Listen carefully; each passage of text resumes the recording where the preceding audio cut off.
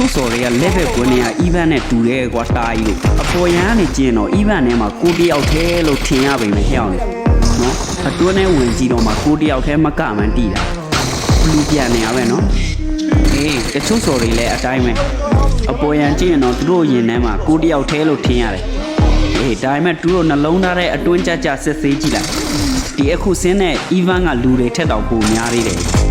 အေးအဲ့ဒီချိန်မှာကိုကတခြားကောင်နေနဲ့ရင်မောင်တမ်းပြီးရှင်ရတော့မှာကွာဒီ event မှာစကင်ရှိစရာမလိုစကေးရှိတာနဲ့မင်းဒီ event တစ်ခုလုံးကိုမင်းသိမ်းနိုင်ပြီကွာမင်းပိုင်ပြီလို့ယူဆလို့ရတယ်အေးအပြင်ကဆော်တွေကတော့အဲ့လိုမဟုတ်ဘူးညီလေးမင်းအမ်းနိုင်မှာမင်းပတ်စံများများပေးနိုင်မှာပဲမင်းသိမ်းနိုင်ဘောပေါက်ပတ်ကြီးမှာတော့တစ်ခါတီသွားတယ်ဘာမှမဖြစ်ဘူးညီလေးနောက်တစ်ချိန်လေထီးနဲ့ဆင်းပြီးပြန်ကြိုးစားပိုင်ခွင့်ရှိသေးတယ်ကွာအပြင်ကဆော်တွေကတော့အဲ့လိုမဟုတ်ဘူးကွာမင်းပထမတစ်ချိန်မအမ်းနိုင်ဘူး